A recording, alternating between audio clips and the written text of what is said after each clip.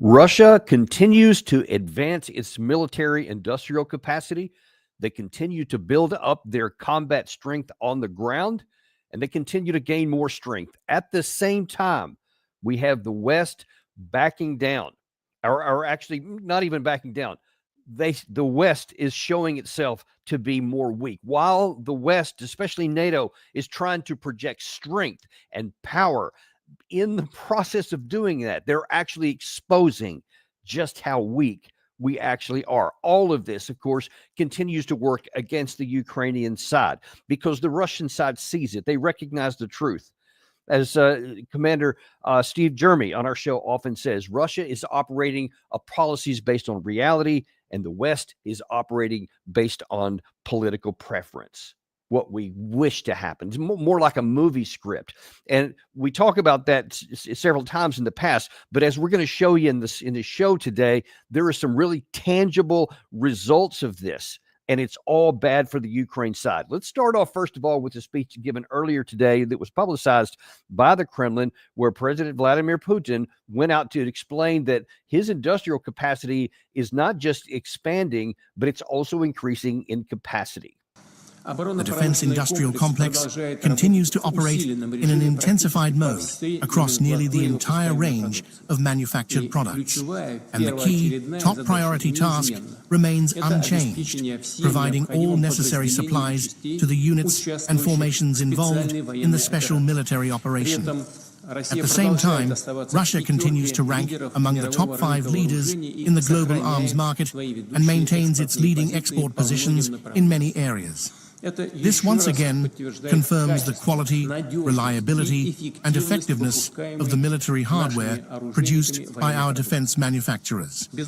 Certainly, interest in it is growing, and we understand why.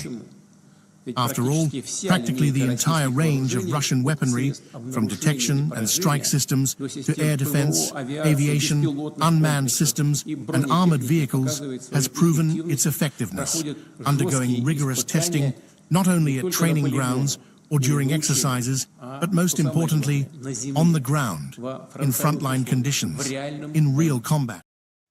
And that is the issue right there that you see. That's not just sloganeering. That's not just marketing for Vladimir Putin, though certainly it is to a certain extent. But people can see the reality playing out in real time. And I'm talking about people all over the world. See, this shows you just how advanced and capable the Russian defense industrial capacity has become.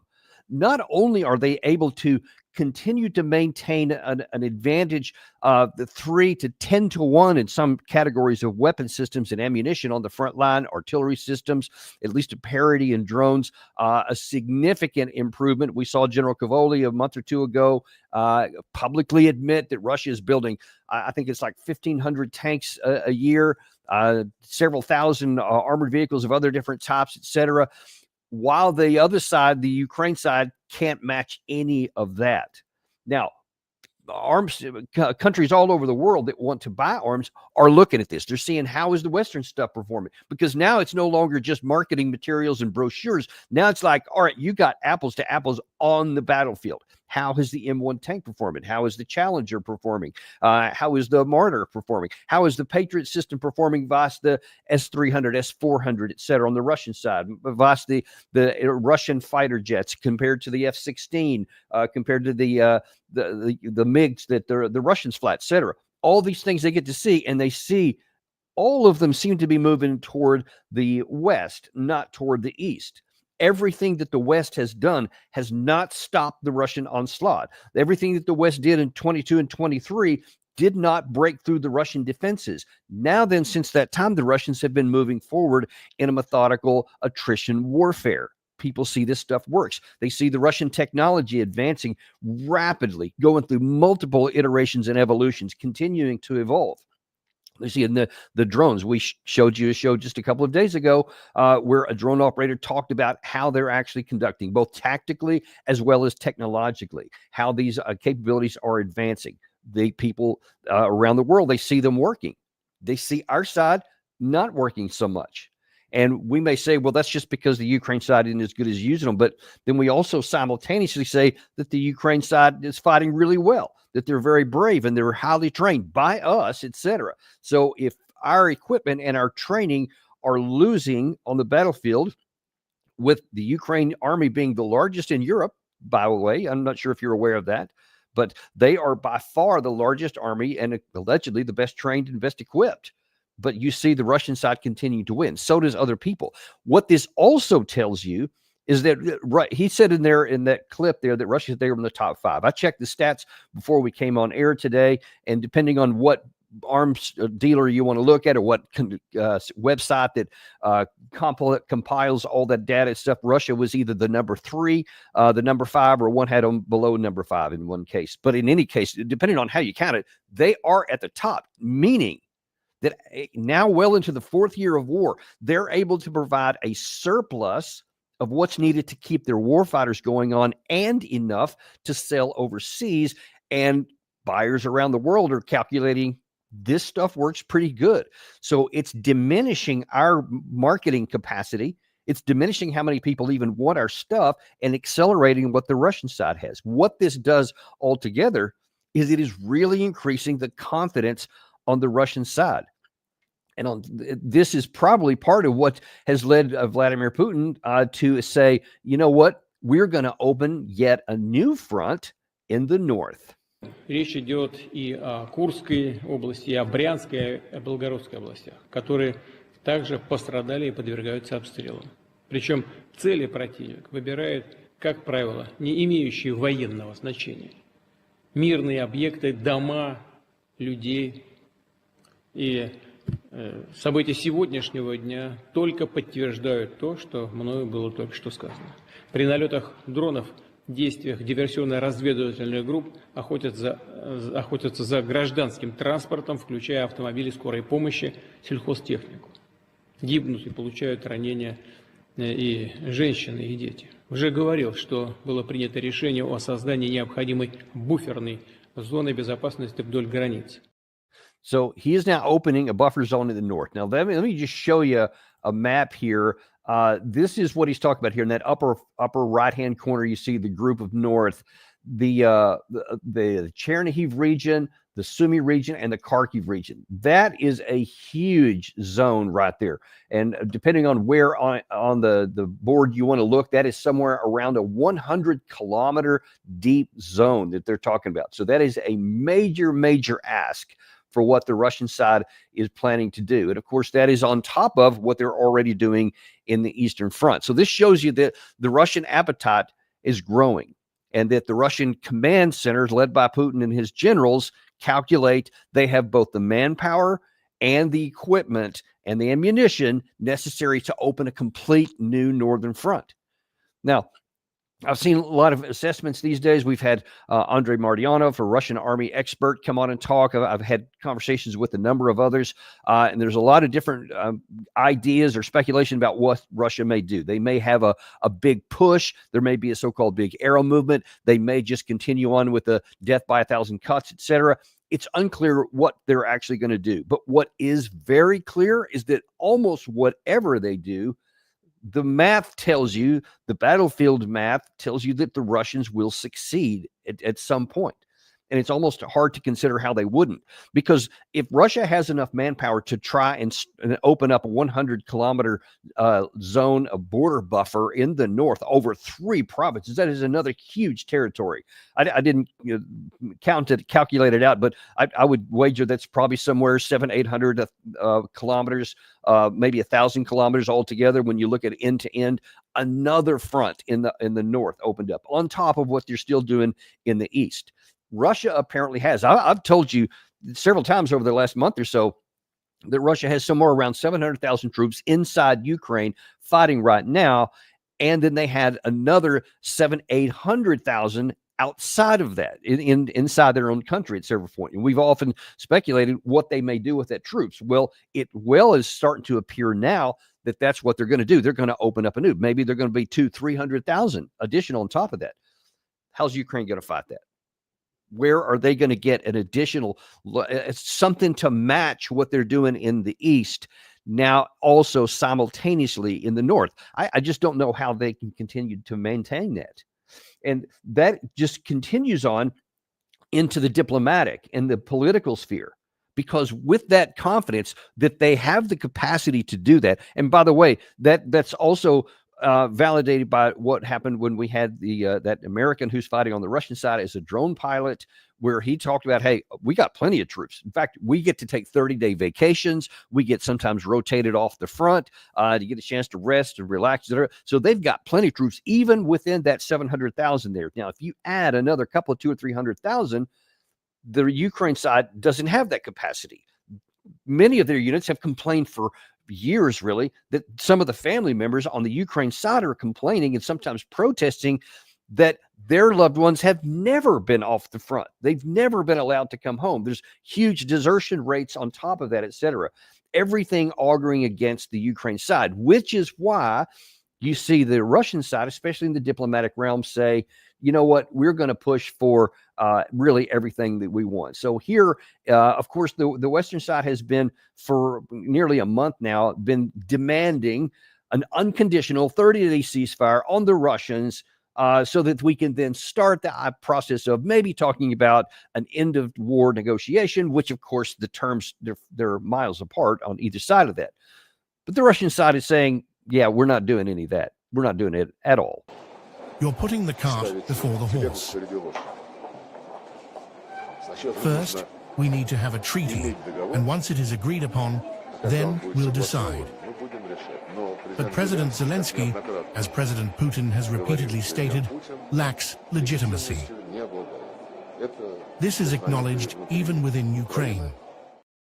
So Lavrov is saying basically, look, deal or no deal. You want to have a negotiation, you want to have an end of war negotiation? Then let's have that. But there's not going to be a ceasefire. We're opening up a new northern front on this because we can. We have the capacity. So they are now increasing the military pressure on the Ukraine side that the Ukraine side can't counter.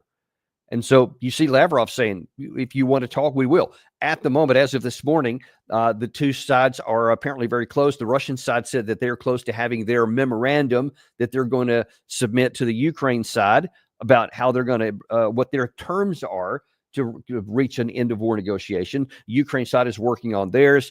The Russian side said as soon as they finish this 1,000 prisoner swap, then they'll give that. There was another batch that came through today. I didn't see what the total tally is, but apparently pretty soon they'll have the final batch that's going to go through, and then everybody is going to be ready for the next round, which is going to be this memorandum. But Russia is clearly saying, this is what you got. It's a take it or leave it deal. You either take this memorandum that we're going to give you, and I can assure you it's going to be something that nobody in Ukraine will like, and we don't have to really wonder too much about it. Russia's been pretty open about it. Demilitarization, denazification, all four of the territory, or all four of the administrative borders of those regions, and also, of course, no NATO. And if you don't do that, we'll just keep fighting. We've talked about that many times. Just those deals alone, it's hard for me to imagine. You saw Lavrov in that clip that we just had there, is talking about how the so-called illegitimacy of the Ukrainian president, i.e., before we'll even sign this deal, if you agree to it, there's got to be somebody legit. So either we'll sign it with, according to the Russian side, as they interpret the Ukrainian constitution, I think it's the speaker of the Verkhovna Rada, their parliament, or there'll have to be a new election, et cetera. Obviously, Zelensky would never even contemplate that, and he still is remaining defiant in his X posts even as of today. So I think Russia knows that that's not going to happen. Ergo, most likely their intent is to continue moving forward, because Medvedev added to Sergei Lavrov's comments about you can take this deal or not, because Medvedev said, and if you don't, there is another path. И такие переговоры могут позволить обрести мир. Но нужно помнить, что для киевского режима есть и другой путь, о котором тоже неоднократно говорилось. Это путь безоговорочной капитуляции. Такая формула мира в международном праве тоже существует. Если сказать прямо, многим в нашей стране она нравится куда больше. Yeah, there's a lot in Russian. I think you can really see this starts to graphically play out. Many in Russia want that path. They want the complete surrender. Whether the Ukraine side agrees to it or not, they want to continue rolling forward. And you see, when you can see graphically that Russia has so much capacity in their industrial system that they can be the number 3 exporter of military gear, then you know that they're also having enough, more than enough. We also see that separately, independently, that they have a lot more. General Cavoli earlier this year in Senate testimony admitted that as well, that there is, I think, a 3 times more capability just on the Ukraine or the Russian domestic production capacity alone in artillery shells is 3 times that of the cumulative West. And then you can add on North Korea because they continue to provide ammunition in there. Iran is continuing to provide drones, etc.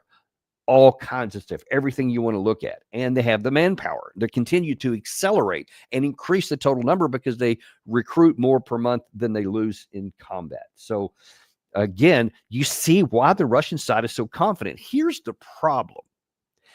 It's one thing to be able to count and say, I understand why the Russian side is confident. Here's what I don't understand. Why is the Western side confident?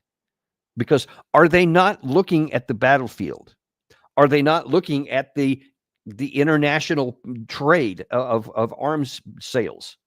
Are they not looking at how big the Russian army is getting? Are they not looking at how the Ukraine army is shrinking and how they're every time they get some experience, whatever, they lose so many people that they keep losing it, and they just don't have the capacity to replace it because they don't have enough people to rotate troops off. They don't have enough people to have large numbers of troops training for extended periods of time in the past so that then they can rotate them in fully trained. They can't do any of that because it's like there is either this cognitive dissonance, a willful blindness, or an ignorance. I don't know which it is, but let's look a little bit at what the West is saying. Here is a retired Colonel Hamish, a British person who's often on the news channels and often has a mic put in his face to answer questions for a British audience and media that really like to hear good news. And here's what he said just yesterday. Putin, I think the Russian army itself is reaching its culminating point, in other words, running out of steam. And I think Putin is probably sitting very uncomfortably in the Kremlin at the moment, realizing that he's not going to achieve his objectives. The population are realizing, quite what a devastating thing he's done to the Russian country and the Russian people. And no doubt there will be a number of Russian generals and Russian politicians who are thinking about removing him and taking up the mantle themselves. We shall see. But let's hope that pressure does get Putin to the negotiation table before it's too late. What is he talking about? The Russian people are getting ready to revolt. Russian generals are saying that they're going to take over because they see how bad things are going, that Putin has to worry about if he's going to suffer a coup. If he said all of that, if Colonel Hamish said all that about the Ukraine side, you could see that's plausible because Zelensky is so detached from reality and he keeps talking all this brash, bold talk and in-your-face stuff to the Russian side. Meanwhile, he's losing huge numbers of people every day, doesn't have anything to replace them, is already almost on fumes in terms of how much equipment and gear he's getting from the West. You could say that that's a genuine worry from the Ukraine side. But instead, he says to the Russian side that they're ready to culminate. Did he not look at the chart? Did he not Google this before making that statement? I mean, it boggles the mind to how people can say that kind of stuff in contradiction to self-evident reality. Because look, we've had, I've showed you this chart before, but this is what the New York Times has shown in the past 16 months that 1,827 square miles of Ukrainian territory has been taken by Russia.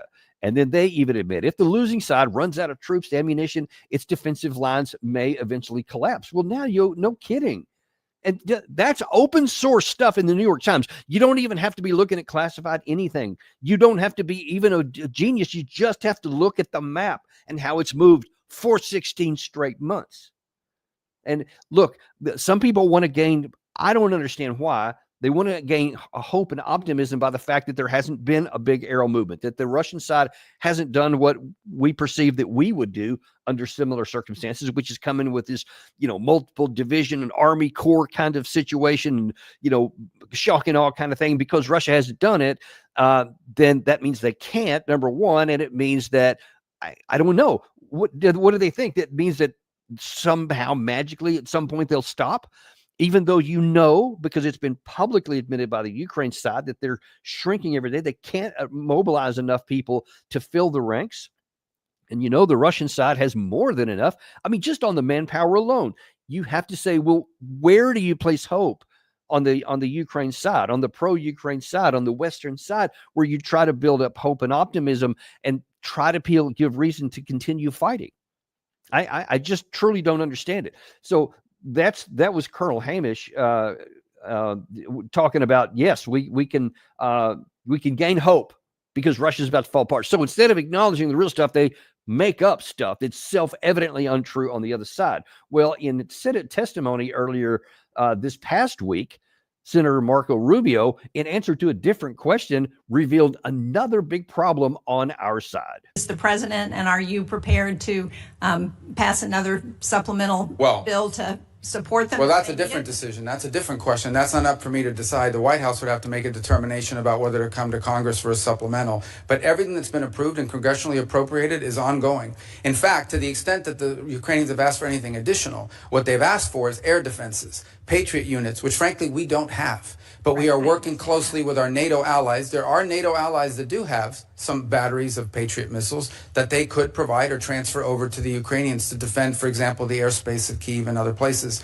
And we've been encouraging in that front and working alongside our partners there to get deliveries of some of these systems. As you can imagine, none of these countries want to give up their Patriot systems either. Yeah, no kidding. Why do you want to give up something that you may need someday when you don't have enough, and you see how absolutely vital it is to have sufficient air defense on the ground when the missiles and when the drones come in? You've got to have those. Rubio admitted two huge things there, which Colonel Hamish should probably pay a little bit more attention to. One, he said, we're not giving you any more of our Patriot missiles because we ain't got them. We have whatever the bare minimum is that we calculate we need for our national security, national defense in case we have to go to war. We don't have a single more one to give, and we're not going to. So we're already at a critically low position, because especially if you're talking about you want to go into a war, you want to have an excess, a significant number of air defense batteries, because the enemy is going to take them out, et cetera. Point. You're going to have attrition in any weapons category you have. So you want to have like a big surplus. Apparently we don't. We don't have any margin for error on that. So that's a big problem. He talked about the West doesn't either. You may recall, it's probably been 6-8 months ago, there was a report out in the West, which we highlighted here, which some of the Western leaders publicly admitted. It kind of got shoved under the rug pretty quickly after that. Didn't get a lot of airtime, but we admitted that we had somewhere between 5 and 15% of the air defense that the Western alliance would need if we ever got into war with Russia. You realize that the Russians are listening to that, right? And that they're like, okay, then let's create more air defense systems on our side and more missiles and ballistic missiles and air defense missiles on to counter that, so that if we ever do get into a fight with you, we can saturate your air defense very quickly, and then you've got nothing. And let me show you what happens when you don't have sufficient air defense. This is from just last night, where Russia again launched a pretty sizable attack, both drone and missiles. Pay attention here to what this reporter is telling you on how many got through. And this happened in an unusually large attack. The mayor of Kyiv says it is a massive enemy attack on the capital. 15 people were injured. Those attacks left apartment blocks and other buildings flaming. And around the region and elsewhere, 128 of the 250 drones were shot down, according to Ukrainian officials. And they also say they shot down 6 out of 14 missiles. But this is an acceleration of the attacks on the capital. as Russian forces also seek to move incrementally forward on the Eastern Front. There were several people killed in the Donetsk region and to the south in Odessa. So he's showing you there that overnight there was a massive attack on the capital. Now you have to understand that the vast majority of all the air defense capacities that Ukraine has is in the capital for obvious reasons. That's what they want to protect. That's their most important thing. But you see that Russia is just nearly every night firing off loads of these things. And you may recall that in the earlier phases of this war, Ukraine would repeatedly talk about how they knocked down like 80%, 95%. Sometimes they say they got everything that knocked down. Now then, even in the drones, which are the easiest thing to take out, less than 50% of the drones that Russia launched were shot down. And 6 of 14 of the missiles were taken out. Now, I don't even know if that lower number is true, if they actually took out that many, but even if exactly what they said was true, that is a big alarm bell, because that tells you that most of the missiles, which of course have much higher payloads, they have much more precise targeting capacities, at least in most cases, and obviously the damage is substantial. In the capital, where they have the greatest capability, they're not able to knock down, but less than 50% of all the categories now. So it's a numbers game. So that even in this is it's a numbers game. Russia can just say, we'll just fire whatever you calculate you need to service all your targets. You'll just double it. You'll just say, all right, we'll send, if we think it's going to, one missile is going to take out this target, we'll send 2, because they only have the capacity to knock down 1. So that tells you that as long as you can, with your defense capacity, produce enough offensive missiles, that the other side doesn't have the defensive capacity to parry them away. So you're going to strike virtually everything that you want to hit. That's the truth of it. And you see it graphically playing out. And then explain to me, upon what basis then does NATO think that they're going to scare Russia when we publicly admitted that we have less than a fifth, probably a lot less than a fifth of the air defense capacity to defend our own lands? We see that we can't maintain the Ukrainian army. We can't even give them enough stuff of ours to give them the capacity to have good air defense systems. And then you have Friedrich Merz, who went to inaugurate a German armor brigade that's going into Lithuania as a strong deterrent against the Russians, to show them we mean business and you better be afraid of us because we are going to defend every inch of NATO territory. Now, as you watch this clip, images matter. We often talk about how Volodymyr Zelensky is an absolute master manipulator, tremendous at understanding how to craft images and messages. And sometimes they have like movie scenes with some of his videos that he produces, dramatic music, all that kind of stuff. It's great for movies. It's terrible for realistic, but those images do have some value. I don't dispute that. Now, as you watch this clip, I want you to notice the imagery that this produces. Aside from the words that are coming out of his mouth, notice the dignitaries sitting in the back, how much they are in rapt attention, how much they are focusing on the leader, on the German leader, as he's the guy that's standing in the gap against the mighty Russian armed forces. Anyone who challenges NATO must know that we are prepared. Anyone who threatens any ally must know that the entire alliance will jointly defend every inch of NATO territory. I mean, did you see those guys in the lower right-hand corner? I mean, they're literally just, some people are on their phone. These two guys are sharing a joke. No one's even paying attention to him. These are the dignitaries on the surface. Now, in some of these images I've shown you of Vladimir Putin, do you ever see anybody in the audience not even paying attention, much less having a joke and getting on their phone? I mean, you always see people, they're always in rapt attention because it's a carefully stage managed, and they want to promote power. They want to promote that people are listening to this guy. Now, I think that in most cases that's probably true. They probably are. But I guarantee you that when the audience knows a camera's on them, they're paying attention because they don't want to catch it later on. But these guys on the platform, on the first row, aren't paying any attention to this guy. And the imagery there, it's a rain shower. They're outside. It looks like it just reeks of weakness. He's reading from papers. He's not talking extemporaneously. And even in that version I showed you from Putin earlier, he also was reading off papers. He does that routinely. But there's something categorically different in how he reads it, because he has conviction with it when he speaks. And then here you have Meretz. He's no conviction. It sounds like he's literally just reading off whatever somebody put on a piece of paper. It doesn't feel any conviction coming across there. And then the papers are flying all over the place. It just reeks of weakness just in the image. But then the most important thing is that the substance behind it. These things matter, folks. And if you don't have enough air defense to defend yourself, you don't have enough air defense to give Ukraine, and their capacity is dwindling, and you can count it, you can see it playing out before your eyes, and you can see these targets being serviced and the explosions. And I didn't see exactly what was hit. The Ukraine side always claims it was apartment buildings and schools and the like, and Russians always say it was military targets. I'm not in a position to really accurately say one way or the other. What I am in a position to say is that it gets through, and whatever the Russians are attacking, they're hitting, and the Ukraine side can't stop it. So here's where that leaves us. Trump is not going to give any more weapons. You heard that in Marco Rubio, they're saying, the only thing going out the door now is what was approved by the Biden administration. We're not even, so far there's not evidence. Remember, they're trying to get this big budget through right now in Congress, Trump's big, beautiful bill. You may have heard that. Nothing in there for Ukraine. No, that's not even on the table. So whatever was left over from the Biden administration is a trickle now. And once it's gone, it's gone. The EU can't produce enough. Their industrial capacity never materially improved from what it was. They did a lot of talk.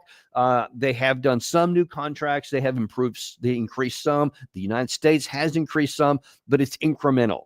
It's just a small degree above what it was, because we're not at war.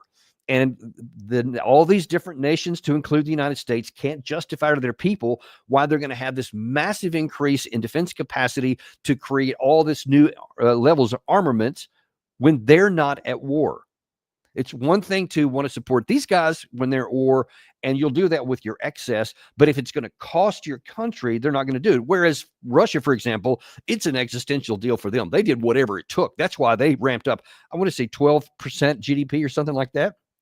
They're doing on defense, and you see now it's just absolutely all wheels humming.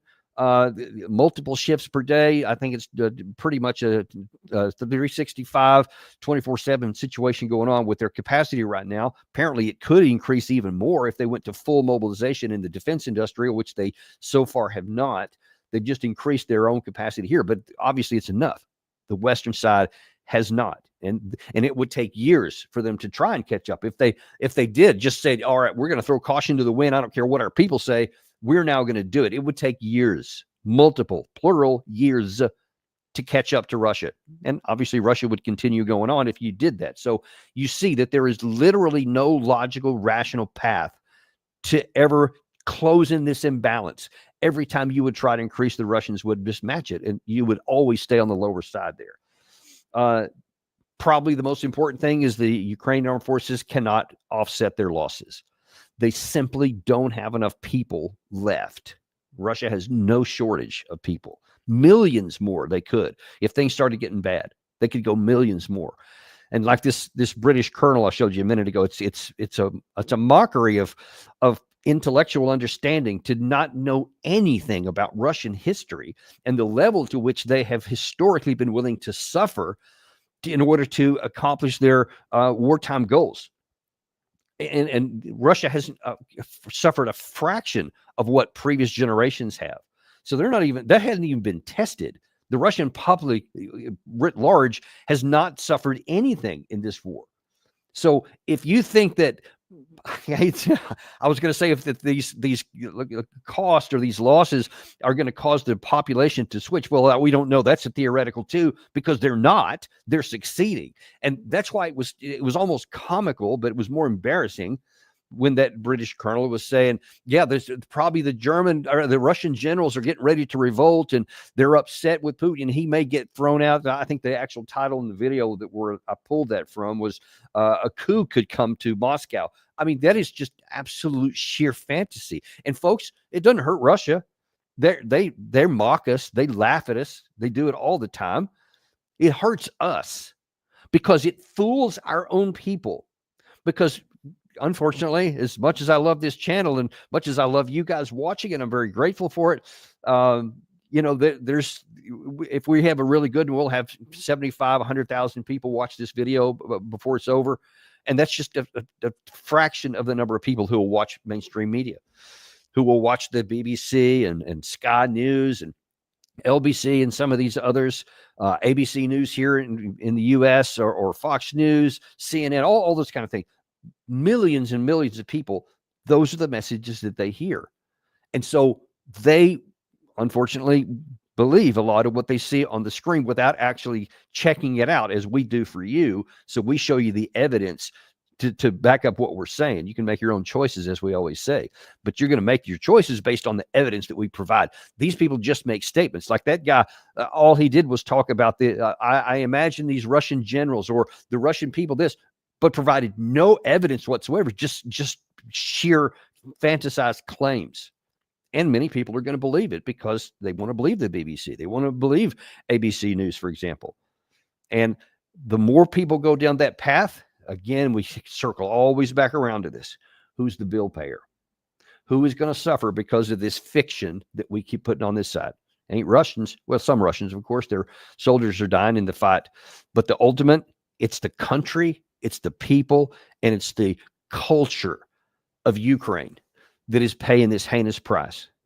And that is why I'm so angry when I see people claim, like Lindsey Graham or Keir Starmer, or all host of a number of other people, that they care about freedom in Ukraine. Zelensky, add him to that list. I have anger because he's constantly talking fiction while his country is being burned to the ground, oblivious to the cost on his side. And sure, they'll trot out some images of their people when they suffer as a tool to try to get people to continue to believe the fiction, which results in more carnage. Because the Russians are clear. It's an existential issue for them. It is a proxy war where it's the entire Western the entire Western Europe that is genuinely allied against them. It's not in their mind. It's a physical thing that we brag about and promote. So they will pay whatever price it takes until they achieve victory on the battlefield, or however they define that. And it's guaranteed not going to be at the administrative borders at the four oblasts, or certainly not going to be at the current line of contact. That's just where we are today. But they're putting everything in place, and now the potential to open up an entire northern front until they obtain what they want by force of arms, resulting in the deaths and destruction of hundreds of thousands of more Ukrainian men, the loss of substantially more territory. Everything is bad about this. And we have brought this on ourselves.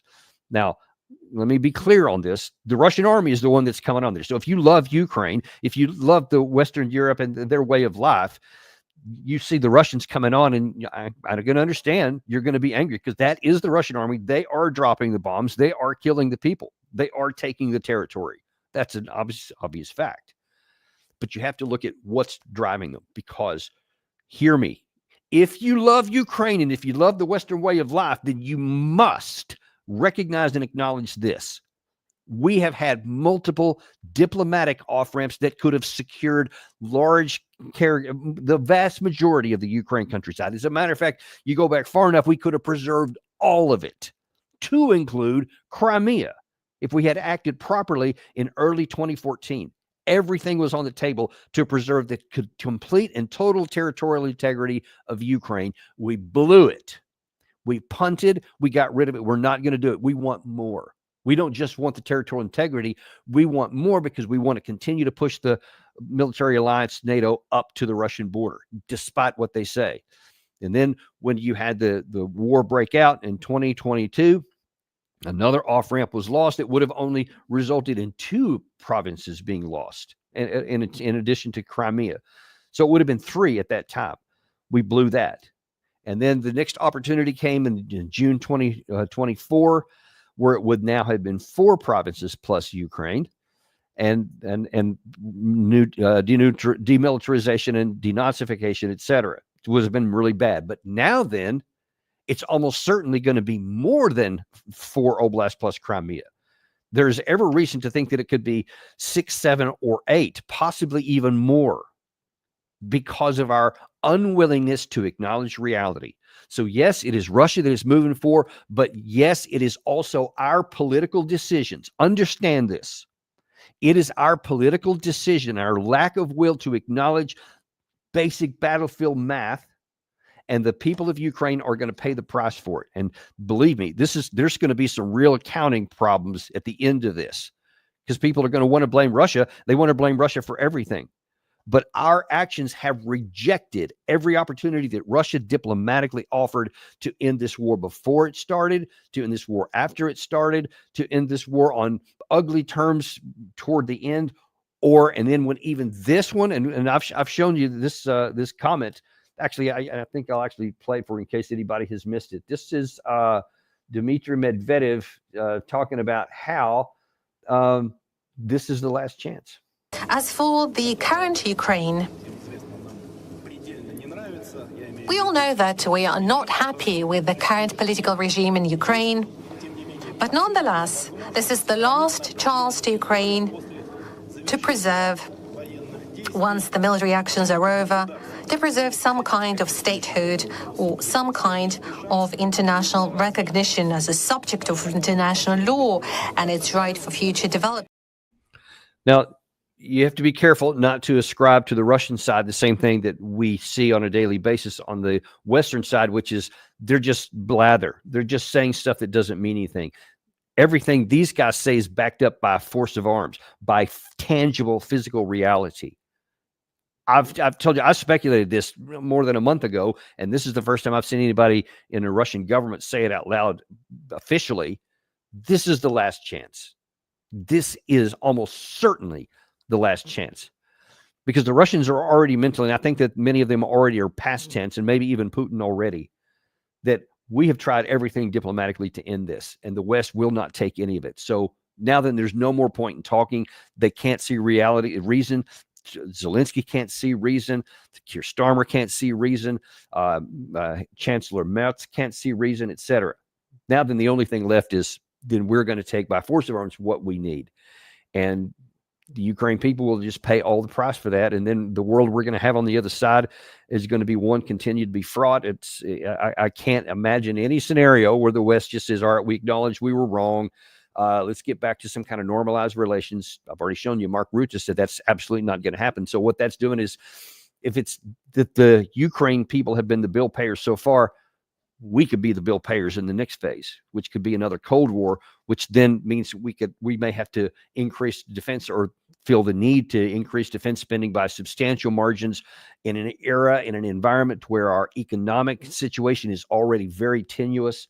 Even in the United States, we could be at the brink of a recession, one more quarter of negative growth, and we'll officially be in one. But the system is obviously very rickety as it is. We're so overburdened with debt service, already more than the Defense Department, et cetera. Europe is in worst case in many cases. Nobody can afford another Cold War and a arms race and build up. We just can't afford it, because the consequence could be really catastrophic for us. This is our last chance, folks. And I wish I could give you more optimism and hope that sanity could come through. I think probably the only thing that can pull our chestnuts out of the fire right now is if Trump does this week just say, all right, we did everything we could. We tried. It didn't work. It's between y'all now. And then the fiscal realities on the Western side may cause them to say, all right, now we're going to have to bring this to an end and at least stop making things worse. But if that doesn't happen, and if the administration just says, all right, we'll give it to the pressure from the Ukraine side and from the European side, and we'll just keep muddling along, then it's going to be worse than it needs to be. We'll find out what it is. Listen, we just really appreciate you guys being with us here today on a Saturday. Always appreciate your time value. Be sure and like and subscribe if you haven't done that. Even liking the video, it gives it a much more ability to be shared by other people, because more people need to see the truth. I talked about the fact that we had, we're a relatively small environment here, and people need to know this, folks. People need to know this out there, and anything you can do to help us will be greatly appreciated. We'll look forward to seeing you on the next episode of Daniel Davis Deep Dive.